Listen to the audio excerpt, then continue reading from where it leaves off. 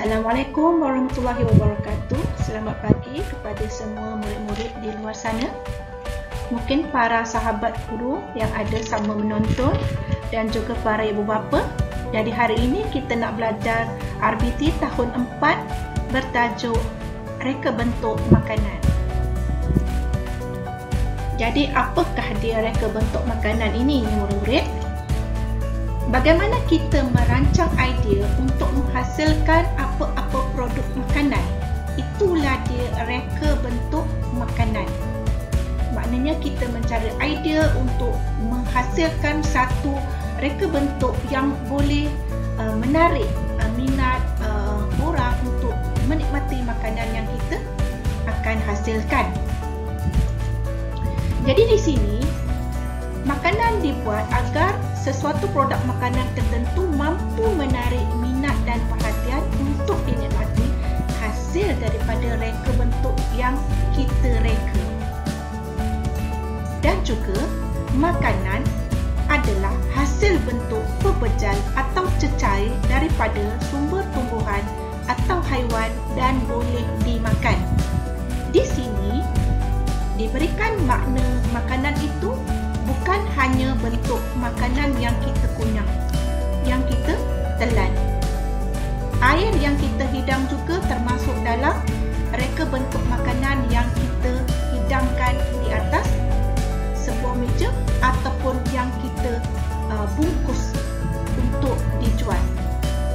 Jadi, reka bentuk makanan ini akan melibatkan makanan dan juga minuman yang kita produkkan, yang kita hasilkan. Reka bentuk makanan bermakna bagaimana susunan bahan makanan dihasilkan bagi memenuhi kehendak setiap individu. Sebagaimana kita tahu, setiap individu ini cita rasa ataupun kehendaknya sangat berbeza antara satu sama lain. Jadi pandangan mata ini akan mempengaruhi sama ada kita ingin menikmati ataupun tidak sesuatu makanan ataupun minuman yang kita lihat. Jadi setiap hasil reka bentuk makanan ini dibuat agar makanan tertentu itu mampu menarik minat dan perhatian untuk dinikmati dari nilai reka bentuk yang ada. Jadi sesuatu hidangan yang kita buat itu, yang kita reka itu akan menjadi nilai di mata individu untuk menikmati ataupun tidak hidangan yang kita persembahkan.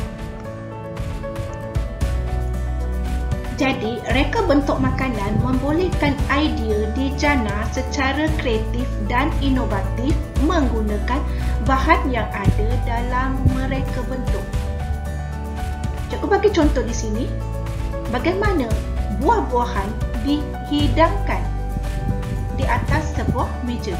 Adakah buah-buahan itu diambil, dibasuh dan diletakkan di dalam pinggan lalu dihidangkan di atas meja, ataupun buah-buahan itu digubah menjadi bentuk-bentuk tertentu, menjadi contoh bentuk bunga ataupun bentuk-bentuk yang kreatif, bentuk yang inovatif menggunakan buah-buahan itu tadi lalu dihidangkan.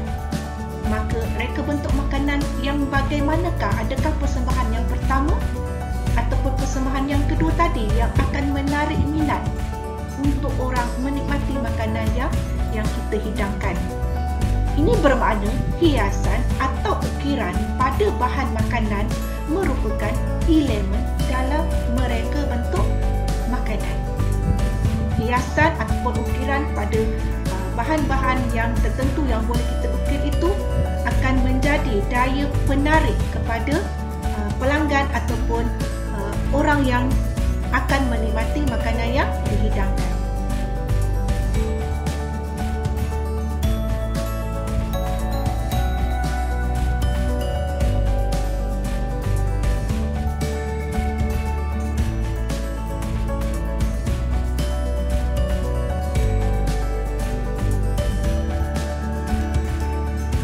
Seterusnya, reka bentuk makanan sangat dipengaruhi oleh permintaan orang ramai di dipengaruhi oleh budaya hidup sesuatu kaum, dipengaruhi oleh keadaan sosial dan juga tempat tertentu dan juga cara hidup sesebuah masyarakat.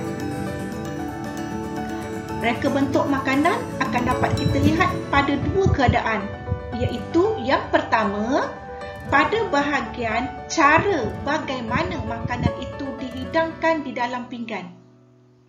Dan yang kedua, pada makanan itu sendiri bagaimana ia diolah.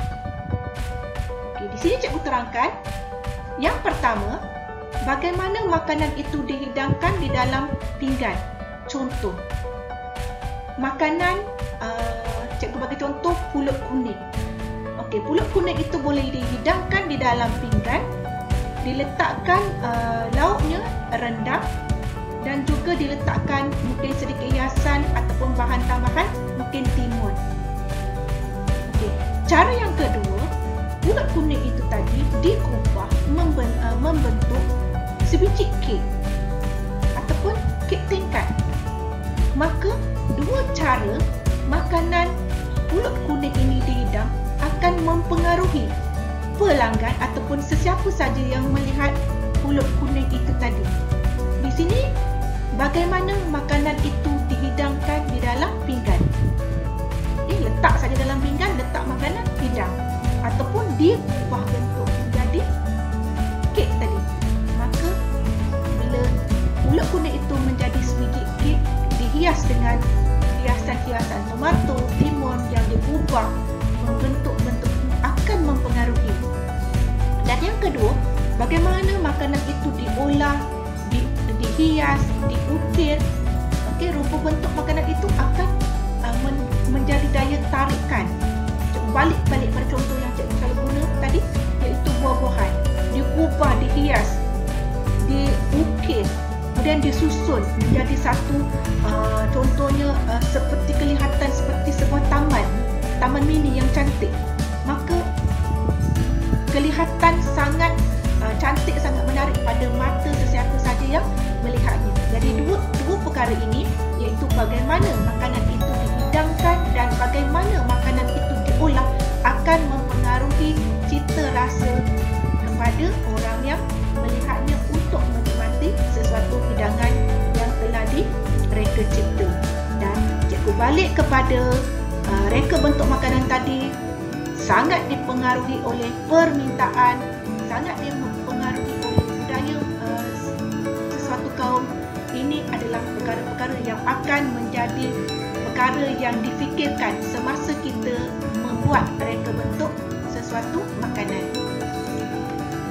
Jadi reka bentuk makanan akan dapat menarik perhatian dan mempengaruhi jiwa dan emosi setiap pengguna apabila melihat sesuatu makanan yang dihidangkan.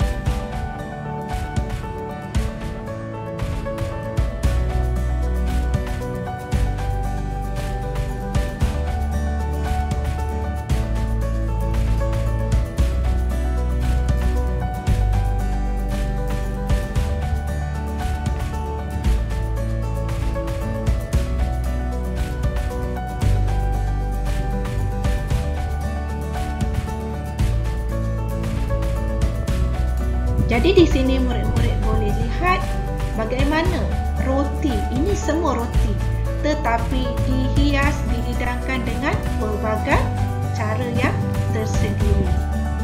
Yang ini pula adalah nasi.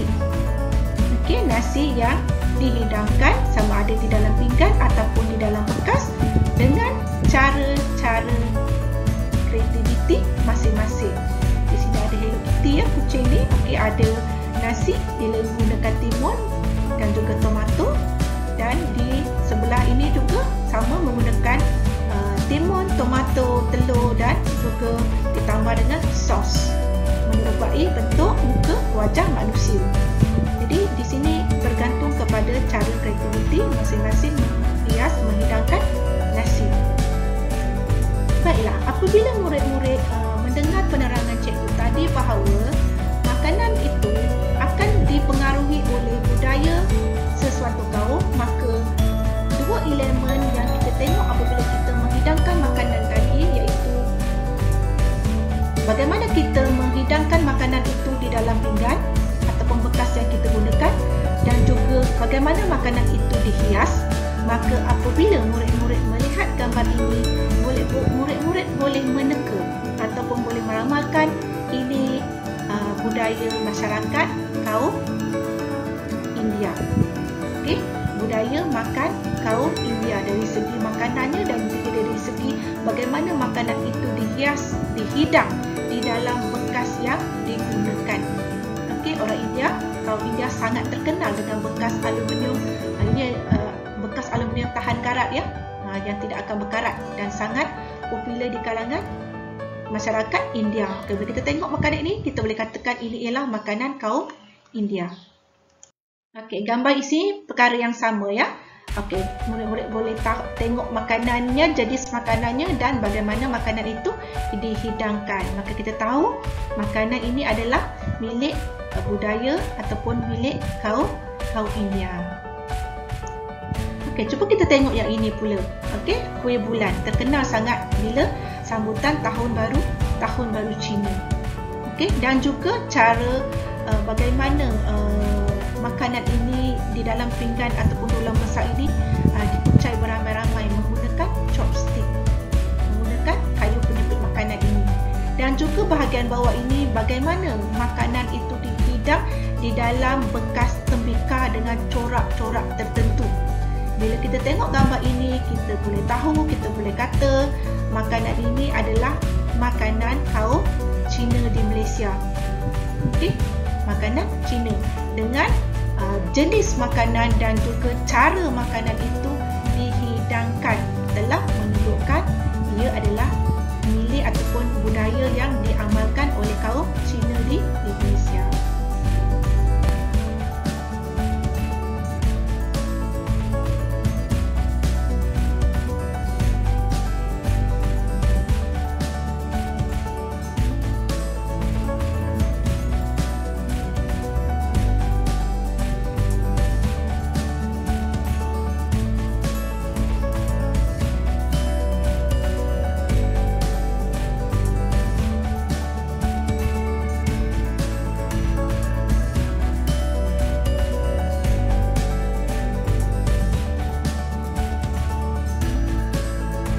Baiklah murid-murid, begitulah pembelajaran kita hari ini untuk reka bentuk makanan.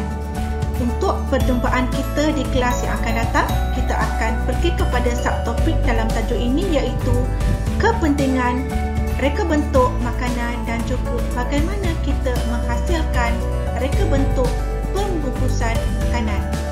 Jumpa lagi di kelas akan datang. Assalamualaikum warahmatullahi wabarakatuh. Jumpa lagi. Bye.